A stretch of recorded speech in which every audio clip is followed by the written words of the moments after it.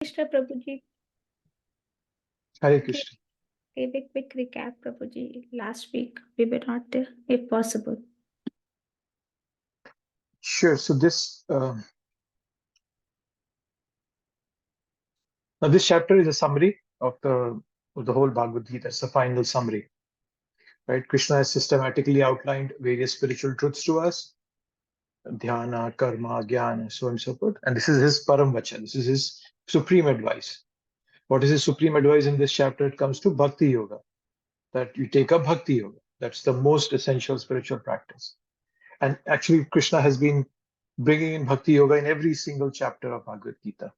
Even in the chapter of Dhyana Yoga, we remember the sixth chapter, Krishna talked about bhakti, uh, and so on and so forth. So in all the chapters, he's been doing that. So here now, what the chapter will start by a question from Arjun. Sorry, Arjun, yes, question from Arjun. Now he's asking. He's asking the difference between tyaga and sannyas. That's where starts, right? So it's not related to any question that has been asked in the something that was done in the 17th chapter. This is a standalone question Krishna Arjun is asking, right? 17th chapter ended by using Om Tat Sat for any sacrifice that's being done, right? In 10th chapter, we know that Arjun had clearly accepted Krishna as a supreme, Param Brahma, Param Dhama, right? So he's already accepted, but then he kept on asking questions for benefit of the general public that's going to read the Bhagavad Gita after all, right? So now Arjun is asking a very broad context question that, tyaga or sannyas. Basically, what he's trying to understand is, should I fight or should I not fight? Should I renounce merely in spirit, right? In thought, or should I renounce in action also? So that was the question he was asking, right? And Krishna, he kind of goes around a bit, says that, okay, this is the opinion of some intelligent people, Mahishana. They have the opinion that, oh no, yeah, you should give up all kinds of work. But then Krishna says, listen to my opinion, that you should not give up work. And Prabhupada brings up the concept in his purports about sannyasi doing vivaha ceremonies. And he was talking about, he was kind of indirectly referring to himself, that you know sannyasis are not meant to do. But then Prabhupada was not a sannyasi in name. He was a sannyasi in thought, in his words and minds and his actions. So sannyasi is truly somebody who has renounced the fruits of the action. That's what Krishna will ask us to do. That renounce the fruits of the action. Don't renounce the action by itself. There is a difference in there. So and then one important thing that I remember from that last section is one important thing that comes out. Krishna gives the opinion of others. I think let's go back to the verse. It was the third verse, I think we did.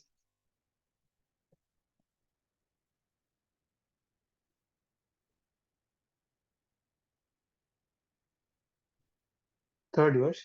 He's saying that some learned men declare that all kinds of fruitive activities should be given up as faulty.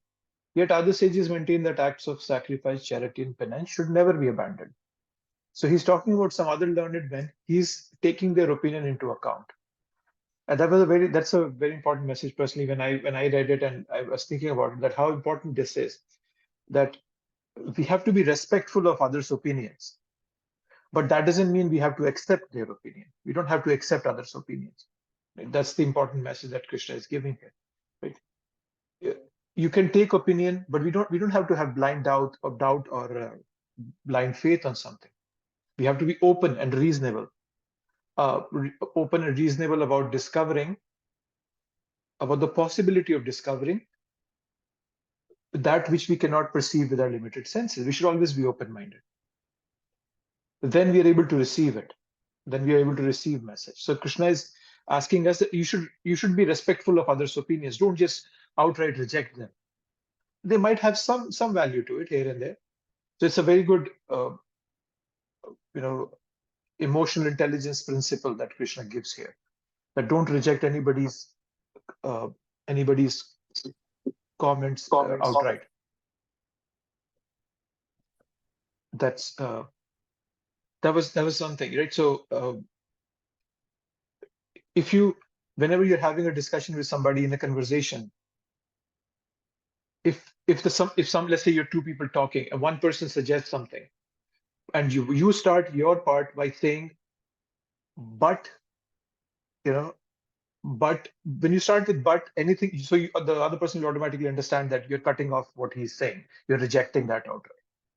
But if you add on to what the other person is saying yes, and that makes it a much better conversation. So what I'm pointing to is that we should not be so outrightly reject somebody's ideas. Krishna is then, if you see Krishna accepting the opinion of others and then giving his own opinion, what he thinks is right, we should also have that same attitude. Okay? And it's a kind of a universal principle. Even in Bible also it comes up, right? That if you're not rejecting others, it says, ask and it will be given to you. Seek and you will find. That those are some of the things that come from the Bible. So when we are open, we invite the infinite to reveal itself to us, finite beings. So that was one thing that personally I really took away from that section. Opinion. We should be very careful about others' opinion.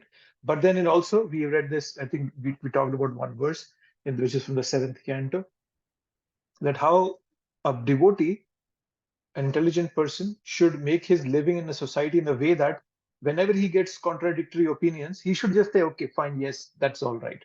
But he should down deep do only what he thinks is right for his bhakti. So that's a very intelligent way of living our lives. So not ignoring anybody outright, unnecessarily creating agitation, but then not unnecessarily also accepting. So that was something that Krishna says, and then Krishna gives his opinion, saying that you should not give up these things. That's the 4th verse. He says, now hear about my judgment about renunciation. And then he goes on to say that are not to be given up. They must be performed. Indeed, sacrifice, charity, and penance purify even the great souls. If, like, His Holiness Gopal Krishna Goswami Maharaj, there was this video that I saw that he was even doing arti when he was asleep. So that's a pure devotee there. So, then a pure devotee, he's 24/7 constantly thinking about Krishna. But somebody say, oh, that's just an activity, you should give it up. No, even pure devotees don't give up such activity. They keep doing it. So that's Krishna's message. That's the way. That's a very good practical example of following Krishna's recommendation that we should not give up the activities. And he said, but then these activities should not have any expectation of result. That's something that's been across Bhagavad Gita, this thought that not being attached to the results. And then he talked about 3 kinds of renunciation. Ignorance was in when you give up duties because of illusion. That Prabhupada, I think, talks about here. Yes, a sannyasi performing marriages. So he talks about, he says, oh no, I'm a sannyasi, cannot marry. But then Prabhupada could clearly see that conducting those marriage ceremonies was helpful for the advancement of his disciples. So he was not renouncing just because of the sake of it. So if somebody renounces it, that, oh no, sannyasi should not do marriage ceremony. So that's in kind of an illusion mentality. And then in the mode of passion, if somebody gives it up because of bodily discomfort, or there is too much work involved, oh my God, I have to wake up at 4 in the morning, chant 16 rounds, nearly 2 hours of investment. Then I have to read also, I have to hear also. No, I cannot do bhakti. So just because of troublesome, that's a mode of passion. It never leads to elevation. So that renunciation is not worth. But then he talked about goodness. When one performs his prescribed duties, just because it is ought to be done. Doing service for service sake. That's the message of goodness. So we all should, at least we should try to cultivate this attitude that whatever service comes our way, we should just do it for the sake of service, not for any sake of appreciation, not for the sake of some, glory, fame, or any of that sort. That should not be our goal. We should just do it for the sake of service. Yeah, so that was the essence of the chapter till what we have done. Anybody else has anything else to add? Did I miss something? Any comments?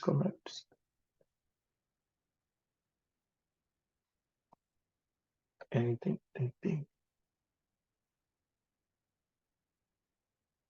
Nothing? Okay. I have a question. So, you just mentioned three types of renunciation in the mode of ignorance, passion, and goodness. So, how do we transcend from all these modes uh, in renunciation? How? Yes, even from the mode of goodness. How Yeah, do by we transcend? depending on Krishna.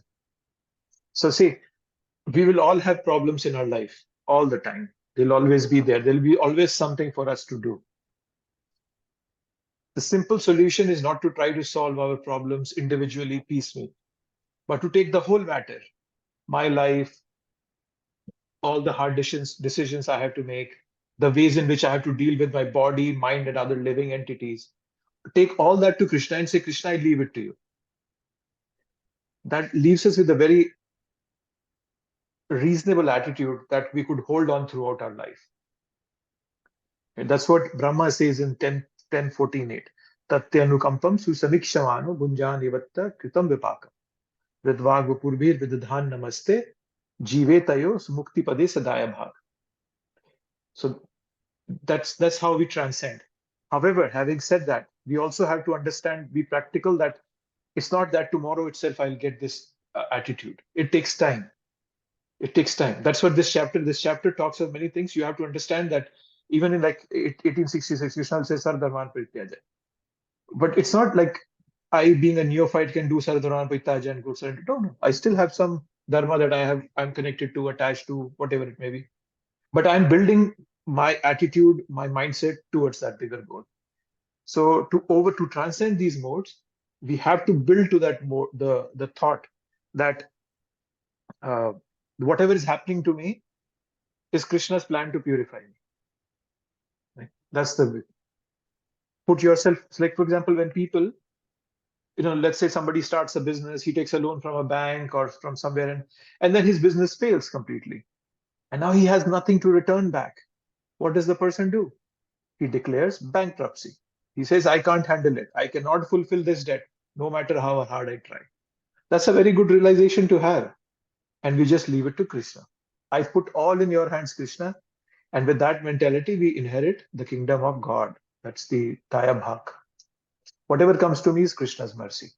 It's meant to purify me. That's how we transcend. This attitude helps us transcend the three modes. Whatever suffering comes to us, whatever comes in this material world, accept it as Krishna's mercy upon us. And that's a very developed state of consciousness. We all should endeavor to come to that state of consciousness. That was a philosophical answer, but that's an attitude we all should at least strive to have. Prabhuji, so dukh is very hard to comprehend, right? When, especially if one gets again and again and again, it causes a lot of anxiety and anger, and sometimes it takes you away from bhakti. I've seen that, Yeah. Yeah. I mean, but Vrindavan, it actually just gives you a completely different viewpoint from what I just said. I mean, people are very pious in bhakti, and even when they don't have too much, it was just, especially for me, it was mind-boggling. Yeah. Over here in the US, right? We're very I guess you can call it spoiled. We're extremely spoiled because we have so much, and I guess sometimes you don't appreciate. Yeah, we don't. It takes a big. I guess it's something that you visually see for you to understand. I mean, my family, didn't come from a rich family or anything like that. We all made everything we made here, but that's just to get away from from the situation back home. Yeah. And you forget. Like I've been here for 40 years, and you forget. you come in as a child and you just kind of just forget that. Mhm. Okay, why is life nahi kind of. Yeah, you tend to forget. Yes, that's the way our mind works. It forgets. It's been designed to forget our miseries, which have been the past, and probably try to remember only the good things. Yeah. One thing also, but when you were speaking, it struck to me is that the problem is not material progress. We all can strive for material progress.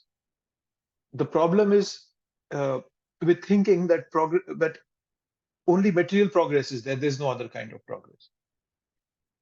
Simply material progress is what results in people being miserable. Right? Lot of comforts externally, but internally there is anxiety in my heart. There is insecurity. There is inferiority. There is so much going on, right? Because the materialism imposes stereotypes on us.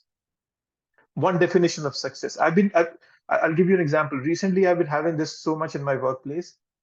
I have a very, I try to keep a simple philosophy at work that I do my best, but that I don't invest my heart in there. I'm not like, oh my God, I have to make this project successful and yeah, all team, let's get together, all that. I don't do that. I'm methodical, at least I try to be methodical, but I'm not passionate about my work. But I see everybody around me, they're so passionate about work that it makes me look as if I'm an underperformer. I'm not an underperformer. I perform very well. I know that. So if I just put my progress as material progress, then I'll surely be in a misery. I'll surely be in a miserable state the whole time. But because by Krishna's mercy of devotees, somebody, handed me a book or called me to the temple, luckily, I've got this tiny bit of knowledge that at least doesn't let me succumb to that misery that's coming. So what I meant to bring out this example for was that misery, yes, externally we get it from other people, other things, but then a major chunk of our misery also comes from within us.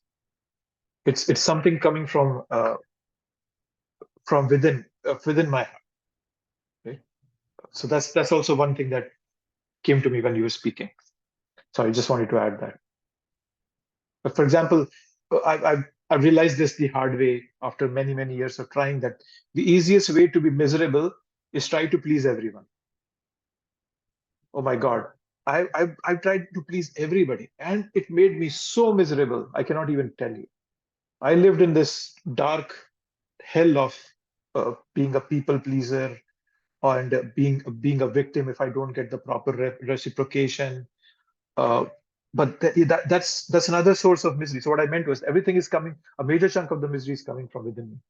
Sorry, I might have distracted from what you were saying, Mati. No worries, Prabhuji. Yeah, and I guess we bring the miseries to ourselves. A lot of times, Yeah. like you said, we worry about stuff we should not worry about, kind of. I mean, same here with work. Sometimes I'll hear something and then I start worrying about. Prabhuji and I used to work together, and for a little while we worked together, and prior to that we used to work together for a long time. And when we were together working at the same place, he would say something to me. He would Skype me and say blah blah blah. I'm like, oh my god, I'm like, I cannot work with you anymore, please. So even other people cause that worry. So yeah, for sure. yeah. Yeah. Thank you, bro. Yeah, thank you. Yeah, it's just it gave me new light going to India. I mean, normally you don't think about these things, Seeing Krishna Bhagwan's birthplace brought tears to my eyes, because they have the actual depiction of the 6 kids that were killed before Krishna, before Balaram and Krishna. And I mean, it was just like, it was so surreal. It boggles your mind. I mean, if someone hasn't been there, they have to go. I mean, it broke my heart, Prabhuji. Like, I was in tears, Yeah. It's like the Holocaust when the museum opened, same thing. It had that people, the people that died, Yeah, I know. Yes. Thank you. Shalini Mati, did we answer your question? Just to be sure.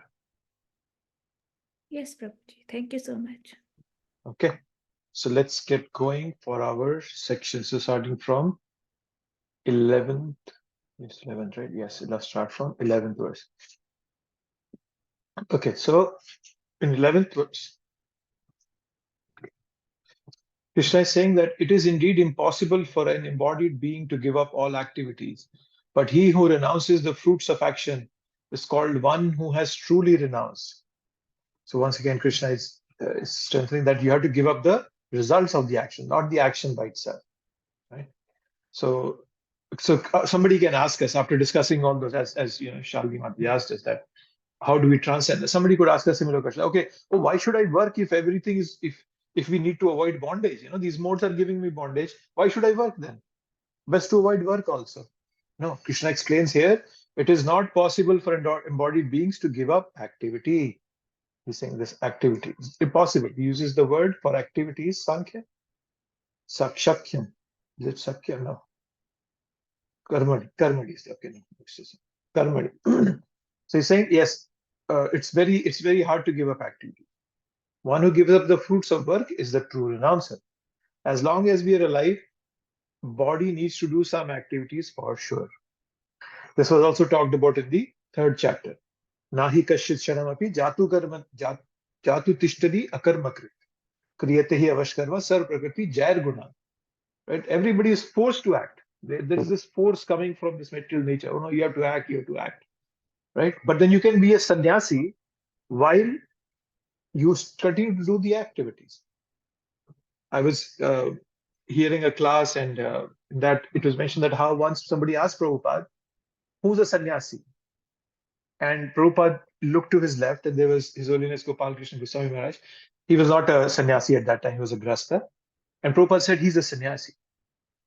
And so Prabhupada was giving a profound meaning of the word sannyas. You know, whatever His Holiness Gopal Krishna Goswami Maharaj used to earn, he would give to Prabhupada. So he was a sannyasi because he knew exactly how to use everything. So sannyasi is not just somebody wearing saffron clothes. Sannyasi is a mindset. So that's the important part. That's what Krishna is mentioning here. That's in the purport. Krishna. Therefore, he who works for Krishna and does not enjoy the fruitive results, who offers everything to Krishna, is actually a renouncer. Such highly elevated souls are actually sannyasis and are situated in the renounced order of life. Yeah. 12. For one who is not renounced, the threefold fruits of action, desirable, undesirable, and mixed, accrue after death.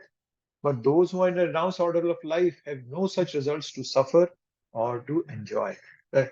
Speaking about how one can act in a mode of detachment. So action can have three fruits. It could be auspicious, desirable, unauspicious, inauspicious, undesirable, and then it could be a combination of both of them. Right? So an intelligent person, what does an intelligent person do? He understands the consequence. Right? By nature, we all are short-sighted. Right? Was that Kalosmin Yuge Jana Manda Sumanda Matyo Manda Bhagya Upadrita, first canto, first chapter, verse number 10. It tells us that we are by nature we are very unlucky, we are short-sighted, we are so and so. There are many defects, and we often overlook long-term consequences. This makes us vulnerable to getting entrapped by the fruits of action, because we are looking at a very short scale. Oh no, I don't know what will happen later on. When I'm leaving my body, who knows whether I'll see Krishna or not, or what body will I get? No, let me enjoy now. Right? It's like a mouse trapped by that little cheese. Similarly, the soul, as a soul, I'm capable of relishing eternal life and this bliss, but I'm caught in these temporary things. Right? Just imagine, like, somebody tells me at the end of a road there are $5 million, and I start walking on the road. But during that walk, I see a $5 bill, and then I try to get hold of it, and then it just flies off somewhere, and I run after it to get the $5 bill, and then somebody else picks it up, and I fight with that. Oh, this is mine, this is mine. So that was my short-sightedness. During that, because of that, I missed my 5 million goal. So we have to train our intelligence to see our consequences. That's what Bhagavad Gita does. It fortifies our intelligence so that we can rely more on our intelligence and be motivated to walk on this path. Okay, so that was this. Then 13th. 13th? Yes. O mighty armed Arjun, according to the Vedanta, there are 5 causes for the accomplishment of all action. Now learn of these from me. According to the Vedanta, there are 5 causes of accomplishment of all action. Yes, so Krishna is now saying there are 5 causes. Now, this is a section that starts here that Krishna is trying to impress upon Arjun that your action alone is not responsible for the manifestation of results. So now Krishna is giving a way how we can not be dependent on the results. He's been talking about it. A wise person does not depend upon the results. But then how do you do that? Now Krishna will tell us that. He's starting to tell us that there are 5. So it's multi-layered, it's nuanced. Don't think that I am the doer. This is the knowledge of how to do karma that will keep us free from that bondage. So and then Krishna calls him mighty armed. Krishna, Arjun, yes, you are mighty armed, but still you're not the sole doer. There are 5, he's saying that there are 5 factors that are involved. And he's going to talk about them in the next verse. And then there's an interesting use of the word here. Let's see, Prabhupada, I think he's going to talk about here. So he's saying, the Lord is citing Vedanta philosophies to show how this is possible. He says that there are 5 causes for all activities, and for success in all activity, one should consider these 5 causes. Sankhya means the stock of knowledge, and Vedanta is the final stock of knowledge accepted by all leading acharyas. Even Shankara accepted Vedanta Sutra as such. So what Prabhupada is telling us that Krishna is using the word Vedanta here. Let me see, what did Krishna say? Panchatani Mahabaho Karanani Nibodhame Sankhe Kritante Proktani Siddhe Sarva Karmana. So Prabhupada has translated the Sankhya word as Vedanta. Okay. So how to understand that is, as Prabhupada is telling it himself, Sankhya is a stock of the knowledge. And then he's saying the end of that stock is Vedanta. So it's a fully blossomed flower. That's Vedanta. And Sankhya is the stock. And they both are not disconnected.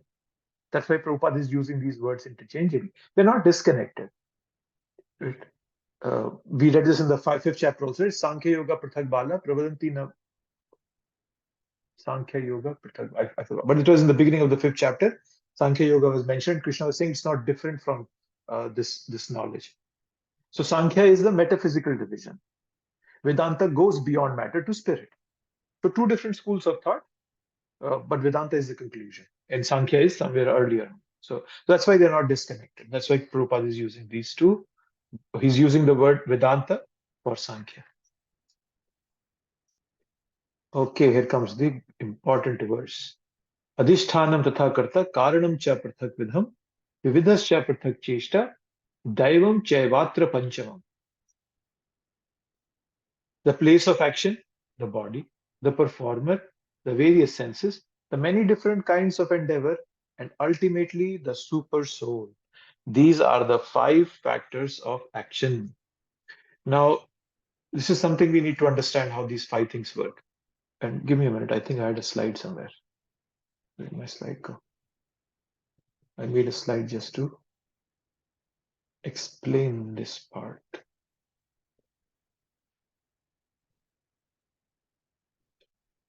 Okay.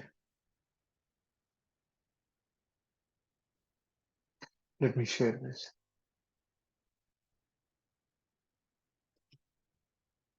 Okay, so now let's look at the 5 things that Krishna is speaking about. I took an example of a tennis player. Okay, so 5 things. Abhīṣṭa-dohaṁ tatha karta karanam cha prathak vidha. What's that verse? Karanam cha prathak vidha vividhas cha prathak cheshta daivam chaivatra panchamam. So Abhīṣṭa-dohaṁ is the place. So according to this example, the tennis court is the Abhīṣṭa-dohaṁ. Karta is the body of the player. Karanam is the hand. That's the instrument by which he is hitting the ball. So, and Cheshta, the endeavor, is hitting the ball. And last but not least, Daivam is the super soul sitting in his heart. That's guiding him. Okay? So those are the 5 factors of action. That's the way to understand it. So if I try to give you for an example, and Prabhupada in the translation, he says, the place of action, he's calling it the body is the place of action. So now you can think of that, okay, if body is the place of action, then who's the performer? Right? So, and going back to the example, what I was giving is, so Abhīṣṭa-dohaṁ, the place, and Karta, the body of that person. And so how to differentiate now? And as Prabhupada is saying, Abhīṣṭa-dohaṁ is the body. Yes, it's okay. Abhīṣṭa-dohaṁ is also can be the body, but Abhīṣṭa-dohaṁ can also be the extension of the body. Let's say my office place can also be counted as Abhīṣṭa-dohaṁ in addition to my body. Another way of looking at it is that Abhīṣṭa-dohaṁ and Karta, how do they differ? Abhīṣṭa-dohaṁ means that it's the body, but the body has to be alive. Right? If a person dies, the body is still there, but it's no more the Abhīṣṭa-dohaṁ. His senses are not working. So the Abhīṣṭa-dohaṁ, the body has to be alive. So that's the difference, also another way to look at it. So that's the way to understand it. If you don't didn't understand this, didn't get it, please let me know. We can go over it again. But this is the way to understand what are the 5 different factors of action. It's obviously the place where we are, right? Like Arjun was standing in the middle of the battlefield. So that place is also equally important. It's a contributor to the action. If he was not standing in the middle of a battlefield, he wouldn't have been fighting. And then his body was the Karta. And he was using his bow and arrow and his hands. That were the instruments. And shooting the arrow was the Cheshta, the endeavor. And obviously Daivam, the super soul sitting in his heart, or Krishna sitting in front of you, was Daivam. So there are multiple factors. The bigger thing to understand from this is that I am not the only factor in here. There are many other factors involved. And also the 3 concepts, Ishvara, Jiva, and Prakriti, are being covered in these 5 instruments. So Ishvara is Daivam, Karta is the Jiva, and Prakriti is the place where the action is happening, and the hand, the instrument, right? And then when the Jiva and Prakriti come together, that's when the endeavor happens, Cheshta happens. So these are the 5 factors to understand. And that's what Prabhupada is asking us, be dependent on the supreme will, the super soul, the supreme personality of Godhead. That's what we have to be dependent on the whole time. Is this clear to everybody? Hare Krishna Prabhuji, I have a question regarding the super soul directing the individual soul in doing the activity. So like the results of our activities are due to karma. So like for a devotee is always serving the Krishna at so many places, told that I never leave my devotee and I take care of my devotee and all. So that karma is overtaken by the devotion when the super soul gives the results. Is it a possibility? Karma is taken by the super soul? Sorry, I didn't get the last part. Karma is taken over by the devotion that the devotee has, so that the super soul gives a different results. Different results for a devotee, you mean? Yeah. So yes, so when we become devotees, when a person becomes a devotee, then Krishna takes full charge of that person's karma. So he's no more accumulating any karma. If he or she is fully aligned with Krishna. Then the karma are gone. Was that what you're asking, Abhi? Yeah, that is at the final stage. Like when the devotee is fully realized and the devotee is working only for Krishna and there is no interior motive for the devotee. But to reach that stage, it takes some time. Yes. So like I am talking about a neophyte devotee, like who has not reached that stage, and that devotee is not fully surrendered to Krishna. However, the devotee has faith in Krishna and doing Krishna conscious activities. In that case, like how his does his devotion has any role in achieving the results or not? Oh yes, for sure, Abhi. The devotee's sincerity is what Krishna is looking at. That's what does the trick for us, right? Like yeah, so that's the important thing to understand. Sincerity is important, right? For example, I'll just show you a verse. I'll quickly show you a purport. Give me 1 second. Where Prabhupada talks about this. It's in the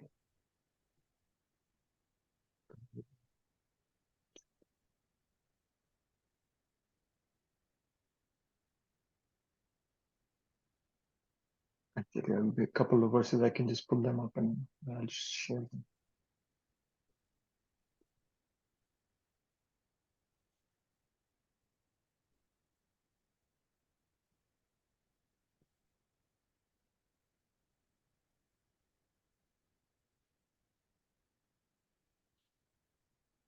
Okay, yes, I'll share my screen now. There are 2 of these verses that I just pulled up. So one is from the 3rd chapter, 31st verse, Bhagavad Gita. Prabhupada is telling us that an ordinary man with firm faith in the eternal injunction of the Lord, even though unable to execute such orders, becomes liberated from the bondage of the law of karma. In the beginning of Krishna consciousness, one may not fully discharge the injunctions of the Lord. But because one is not resentful of this principle and works sincerely without consideration of defeat and hopelessness, he will surely be promoted to the stage of pure Krishna consciousness. So the important word here is work sincerely. That's the important part. So that's one thing I wanted to highlight. The other verse, chapter that this is 3rd canto, chapter 13, verse number 44, 49, Srimad Bhagavatam.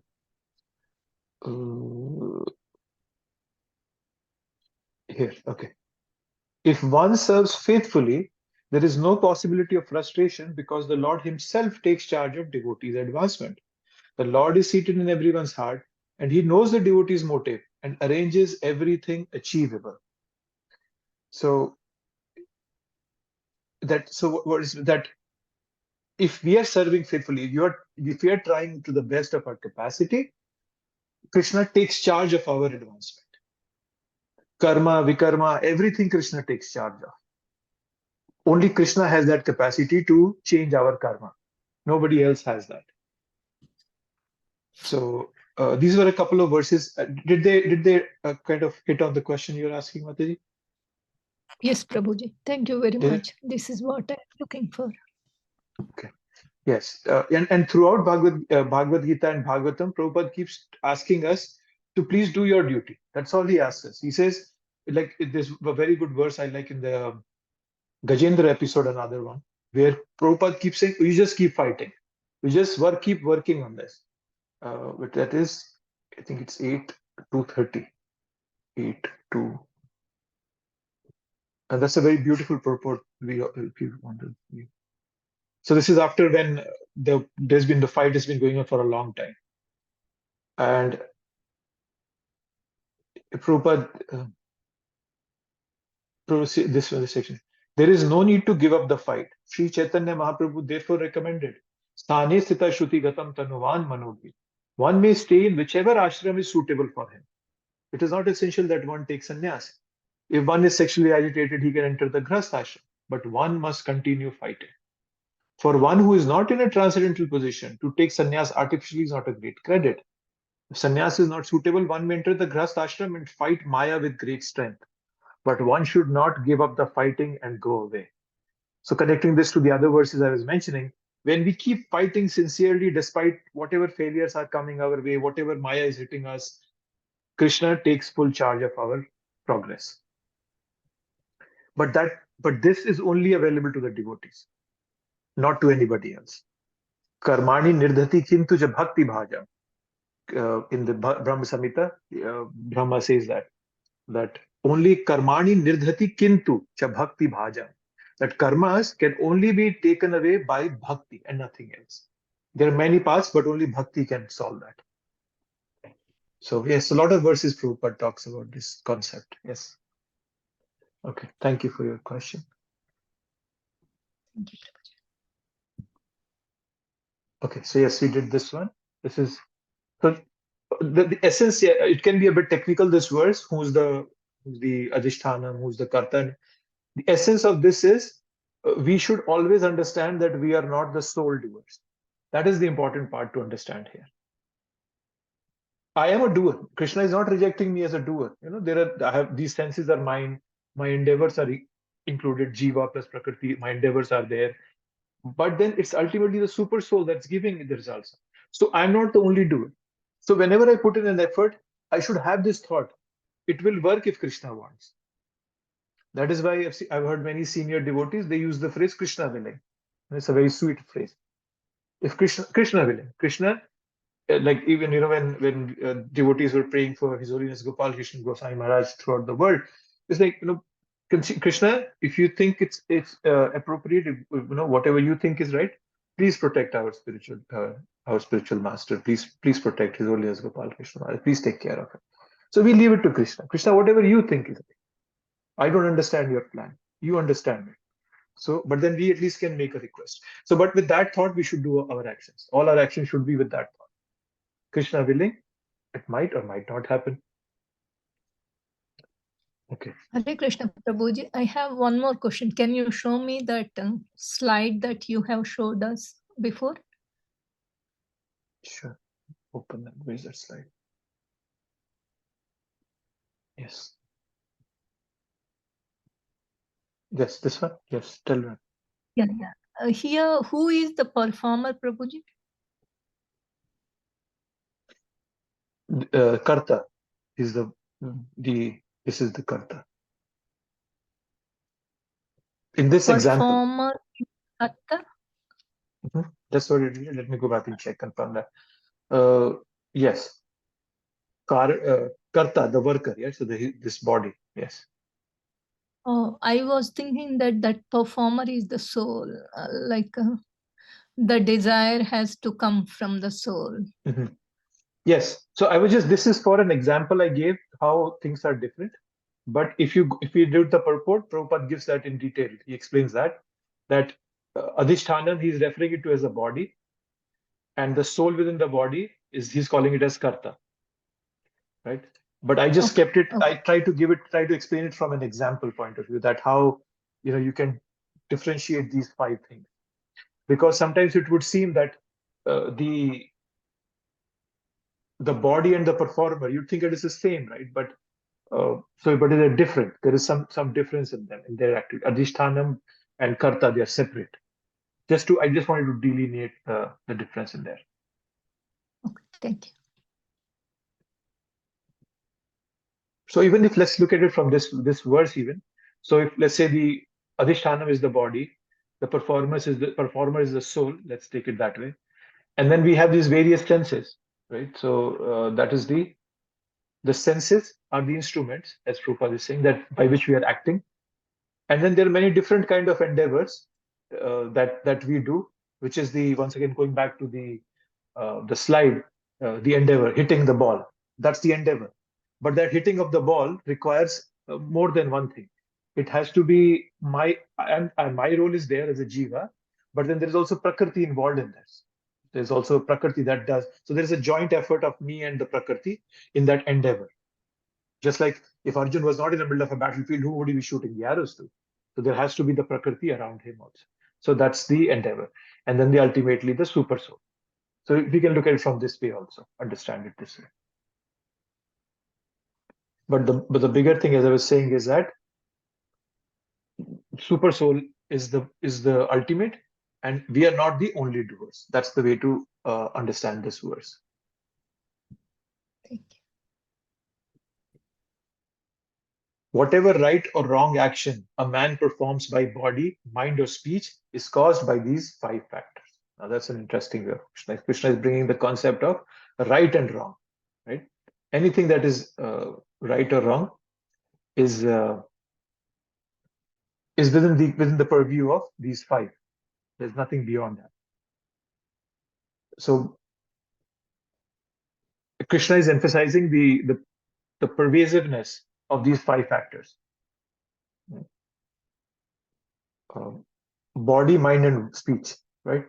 I mentioned in one of the earlier discussions that Tridandi Swamis, Tridandi Sannyasis, they carry 3 sticks. In their danda, they have 3 sticks, right? So they represent each of them, body, mind, and speech. So a Tridandi Sannyasi has controlled all those 3 things, body, mind, and speech. Right? And if we can spiritualize those, there is a high probability that our consciousness can be spiritualized. So, but then to understand is that right and wrong, good and bad, it all depends on the goal. Right? We have to interpret it in the framework of our reference. If our goal is to enjoy bodily comfort, we will be morose. Oh, I didn't get this, I didn't get that. But if the goal is Parampadam, right? Going back home, then anything that takes away from this bodily conception of life, we appreciate that. It's Krishna's mercy. It's completely subjective based on the experience of our life. So understand that good, right and wrong, good and bad is all very subjective. So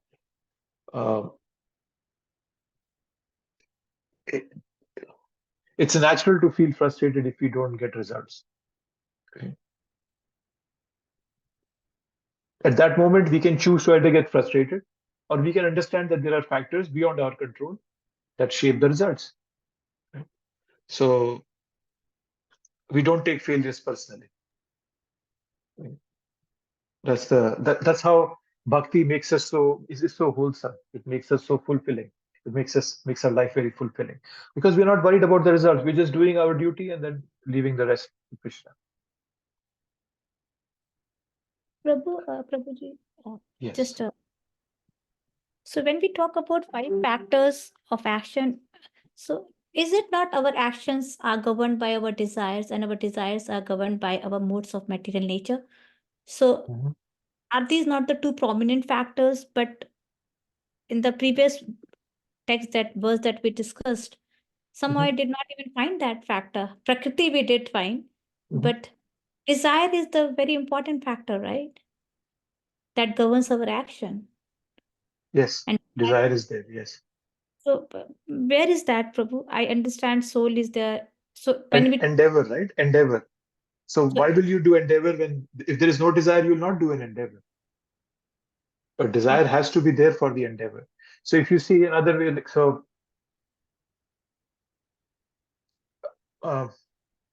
soul, super soul, and nature. Okay, how do they contribute to an action? Just look at it there. A thief steals, gets arrested by police, and gets punishment by judge.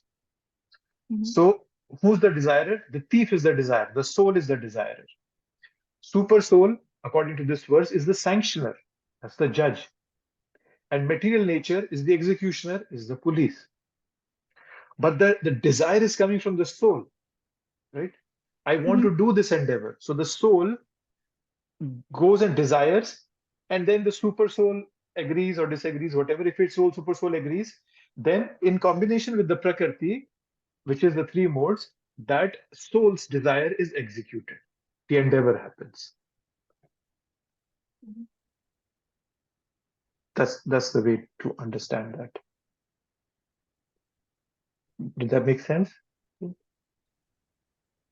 You're still thinking about it?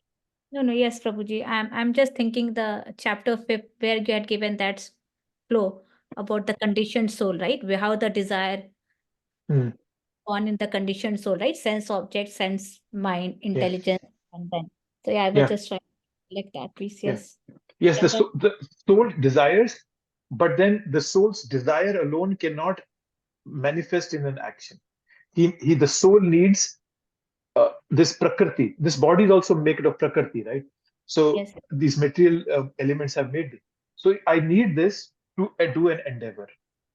That is why ghost, the pret yoni, is very frustrating, because mind intelligence and false ego is there with the soul, but there is no body to execute. So it's very frustrating. That is why, in Bollywood movies, they show that the ghost is trying to enter somebody else's body. Because the reason is because the ghost needs a body to execute his desires. That is why. But because there is no body, the ghost is very frustrated. Oh my God, I have so many desires in my heart and I can't do anything. So the desire needs Prakriti to manifest.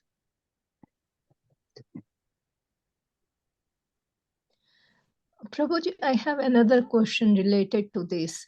The super soul comes into picture when giving the results, or super soul is also involved in executing the endeavor? Super soul is involved in executing the endeavor? Is that what you're asking? Yeah, or super soul will give the results. Like you do your endeavor with the help of the Prakriti and the body. If the super soul may give either positive results or negative results. Positive results means what the soul wants. Negative results means it's the opposite of what soul wants. Yes. So super soul does not interact. Super soul does not do anything. Though Sapurnas Saman, what's that verse, that there are two birds sitting on a tree. One is enjoying the fruits of the tree, sometimes sour, sometimes sweet, but the other bird is not doing that. So the super soul does not get involved with this material nature. It sanctions them, but does not get involved in them.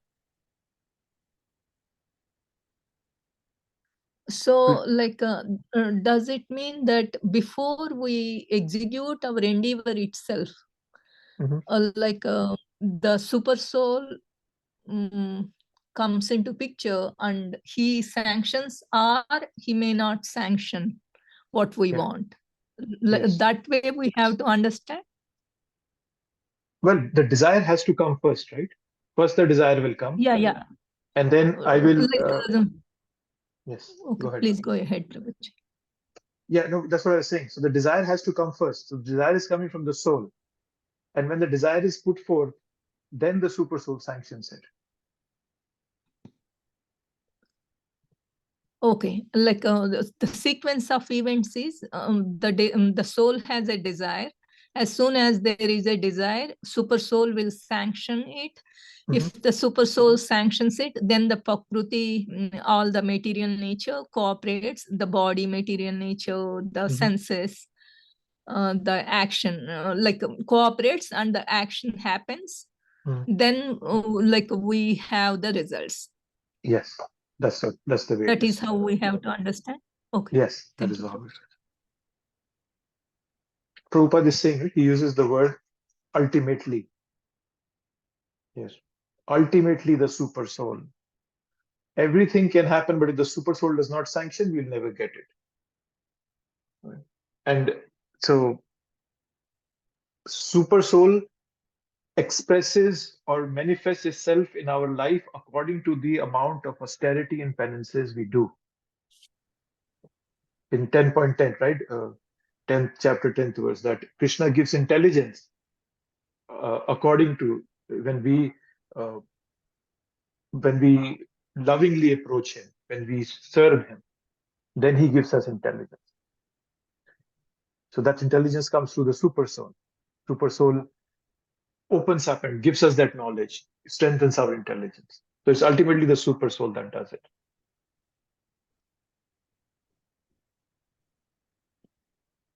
And Prabhuji, just to add, right? Super soul sanctions based on our karma, what we deserve. It's not like what, suppose I desire for a palatial house and I'll get it. Even though how much desire you have, it will only be sanctioned based on what you deserve, and that deservance will come based on your karma. So that is all interwoven here. Yes, that is interwoven, but not for a devotee. For a devotee, super soul can give everything. It's not like Prabhupada did karma, that's why he got 108 temples, that's why he became such a pure acharya. He did his endeavor, yes, he did his endeavor. But then because Krishna and the super soul saw that he's fully aligned with what Krishna wants, then the super soul opens the door and says, okay, whatever you want, you take it. Yeah. Because super soul knew that he will not even use a penny for himself or for a wrong cause. So Krishna gives unlimited money to Prabhupada. So not for a devotee. Devotees' karmas are all gone because they have fully taken shelter of Krishna. And if as much as we get aligned to Krishna, the more Krishna opens up to us. He's not looking at our karma. The past is past. He's okay. Whatever you did in the past, I don't worry about it. I'm going to focus on the present, what you are doing now. If you are sincere, I will open up more to you. I'll give you the knowledge how to move forward in this path. If you are not sincere, I will also restrict myself and not open up to you. But for a common man, yes, the karma principle comes into it. There, Krishna doesn't even want to come into the. Okay, he says, you live your life however you want to. I have put in place this concept of principle of karma that will take care of whatever you do, you'll get result accordingly. So yeah, different for a devotee.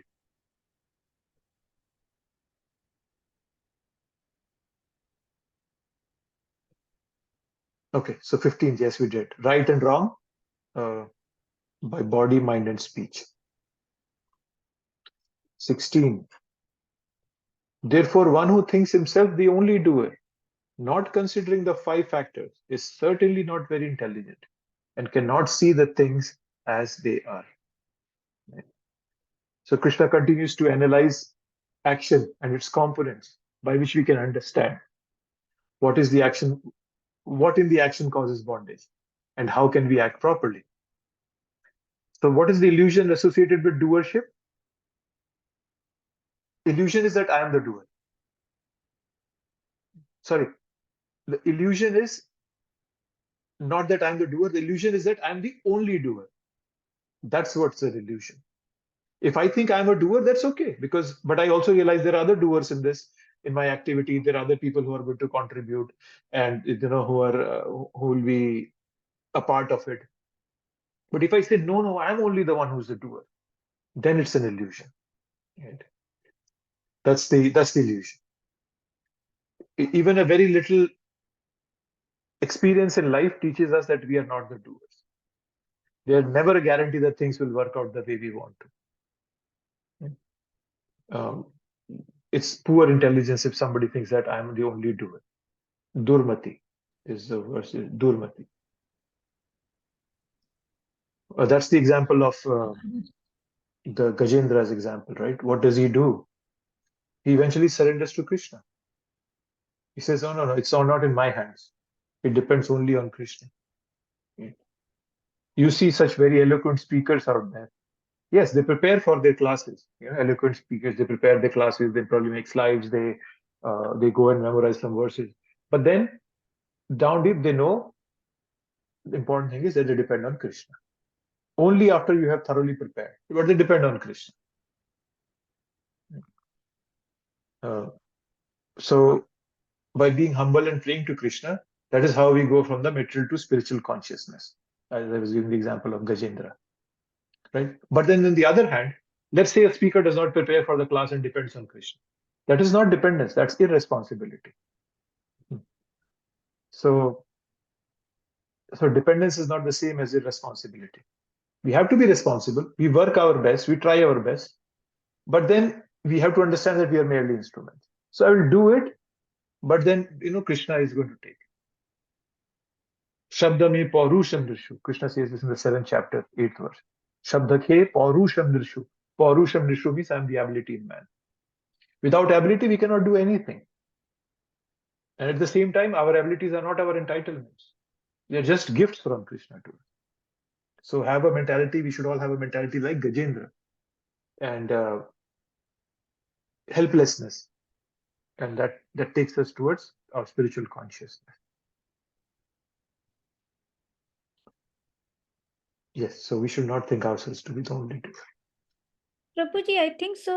We had covered this entire thing in the chapter 3rd also, right? Prakriti kriyamanani guna karmani sarvasa ahankara vibhutatma kartyamiti, right? Where Yes. the soul says, think that he's the doer because of the false ego, right? But actually the doer is the three modes of material nature, right? The same thing we had exactly the same thing we had covered in chapter 3rd also, right? Yeah, the context was slightly different. There in that's 327 you're referring to, right? Prakriti Kriyamanani. There he's not talking about assigning karmic responsibilities, but more in terms of taking credits for one's action. So somebody who's, kartaham iti manyate. There's some pride and arrogance involved. Yes, because of false ego, right? Yes, because of false ego. And that's what Krishna is focusing on there. Mhm. Yeah. So it was slightly a different context there. There was also doership there.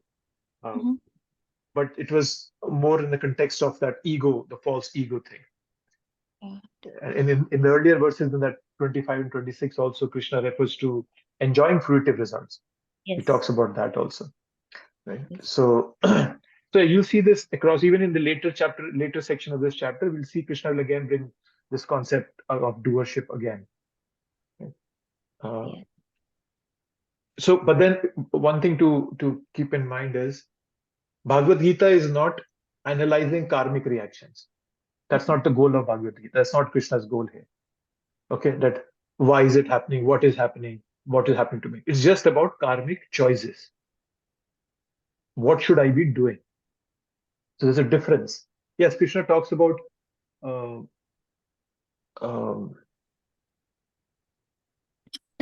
he's talking about karma and its reaction, but that's not his goal. Yeah, he's mentioning it that okay, this is the reaction you get. Oh, it's a kartaham iti manyate and all that. So, but then his goal is more that make the right choices. That's what he's talking about to us. Please make the right choices.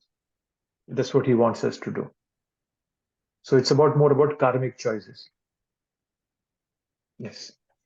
Different contexts in different places. Thank you, Prabhu. Okay, we did. Hare Krishna Prabhu. I have another question related to this. Yes. So, like, some people may say that I am just an instrument. I haven't done it.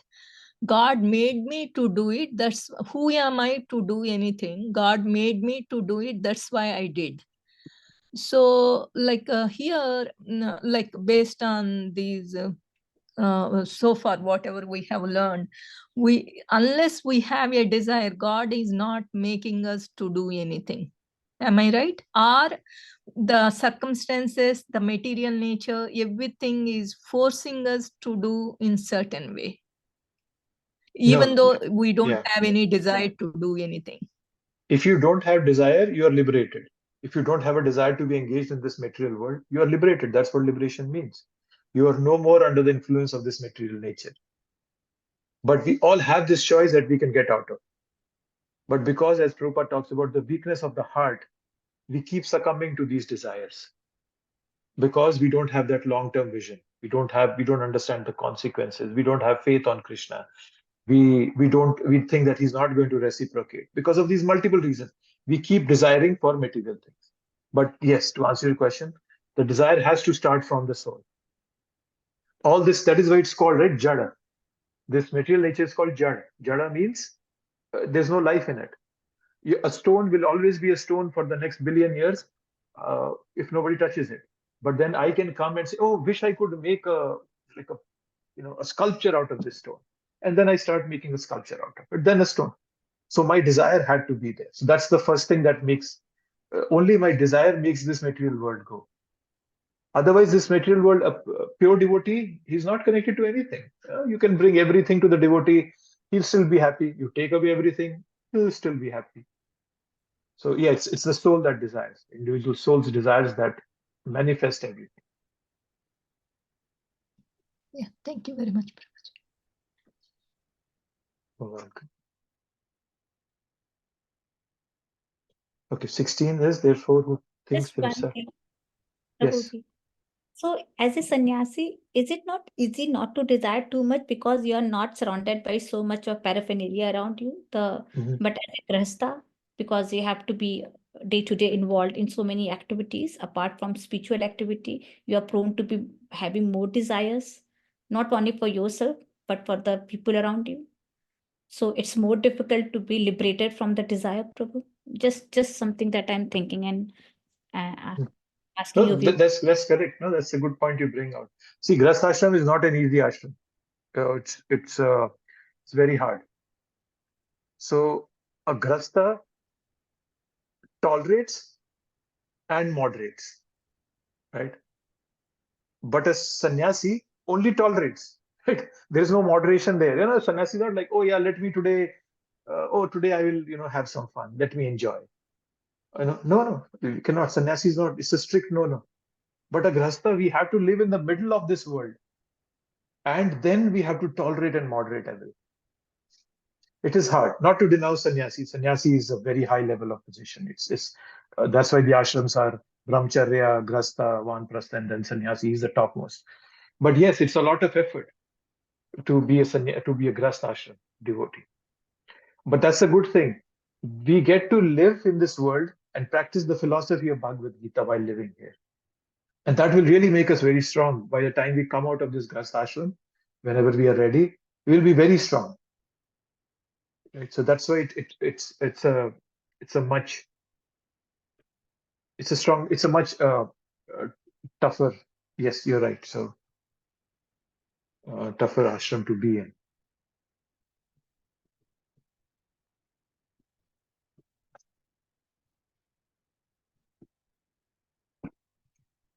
Let's get back to where we are. 17.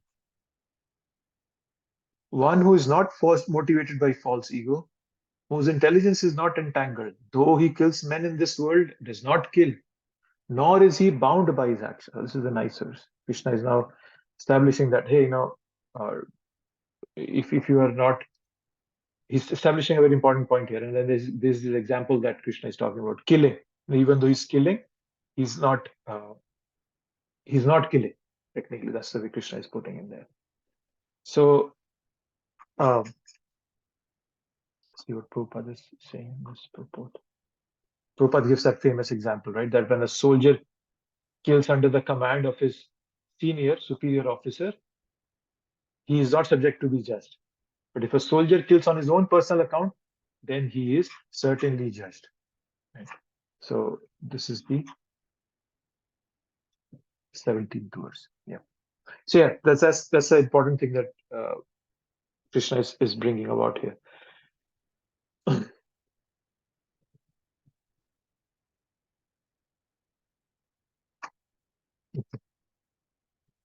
I think from next verse, is it next verse that Krishna is changing? And so Krishna is talking about both the things, false ego and the intelligence. So we're not motivated by the false ego, and our intelligence is not entangled. So under the influence of the false ego, I think that I need this. And then I direct my intelligence. And then the intelligence goes and works for it. That's the way it works.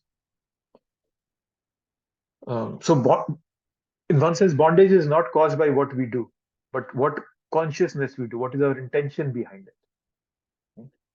Some people take this verse as Bhagavad Gita's license for indiscriminate killing. No, that's not what Bhagavad Gita is saying.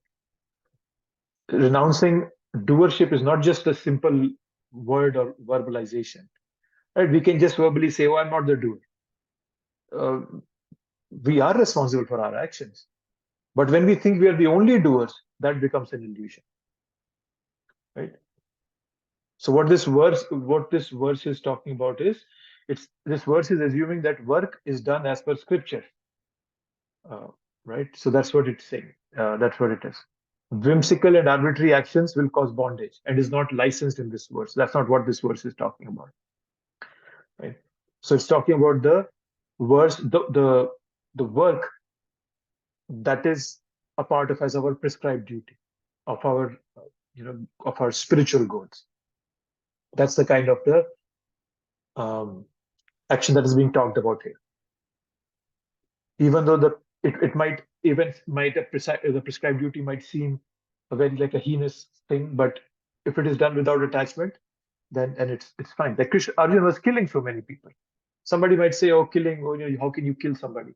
But he was not killing for. He was killing for Krishna's sake. So it was okay. It was not indiscriminate killing. Point is that one understands that he or she is working for a higher purpose and will not get bound by our ahankar. That is why in karma yoga, when we act for Krishna's pleasure, Krishna takes away our karma. After due deliberation, we should do the right action wholeheartedly. Right? And somebody can ask us, okay, how do I know if it's false ego or not? Right? It takes some amount of introspection, some self-check. Right? If after doing that activity you are left satisfied, your heart is full of joy, it's not in false ego. It can happen even in a minute's worth of service.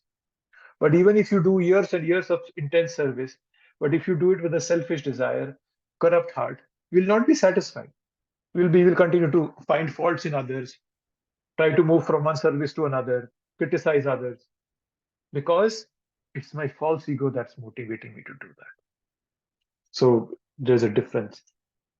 By some introspection, we can understand whether it's my false ego or not. Okay, so we'll do the 18th, and probably from the 19th there is separate sections. Knowledge, the object of knowledge, and the knower are the three factors that motivate action. The senses, the work, and the doer are the three constituents of action. Okay. So there's this impetus, chodana, the impetus. Three vidha karma chodana. There are three words. That's the impetus. So impetus is the word. Inspiration. What is involved in the action? So it's knower, knowledge, and the object of knowledge. Those are the three things. For example, so Krishna is talking about is jnanam, geyam, and parigyata. So knowledge, object of knowledge, and then knower. They are the three factors that motivate action. So knowledge, let's say knowledge, okay? There's a nature lover. He likes to observe animals in the forest. So that's knowledge. And what is the object of knowledge? Animals. And what is the goal of knowledge? Is to get satisfaction or a deeper happiness. Right? For example, people, we all study to get employment and enjoyment, even though we don't like to study. So enjoyment is the goal of my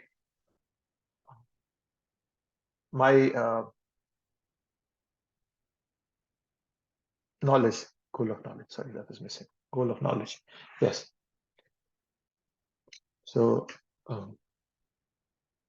yeah. So so there are three things, and then the senses, the work, and the doer are the three constituents of action. So what motivates action and what's included in action is given in this verse. So these are the three impetus Prabhupada is telling me. Knowledge, object of knowledge, and the knower.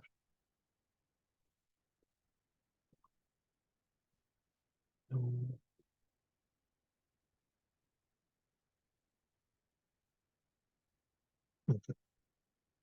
Yes, so this is 18th verse.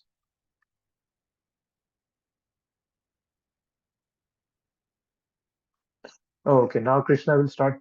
So he'll come back to the modes of nature, and he'll tell us about how knowledge, action, and performer of action can be in those three modes. He'll start that from the 19th, from the next verse. So that's what's going to come from here. Knowledge, action, and performer of action.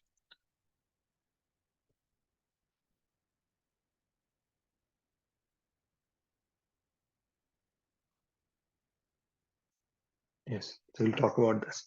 Okay, I'll pause here. We can start the next section.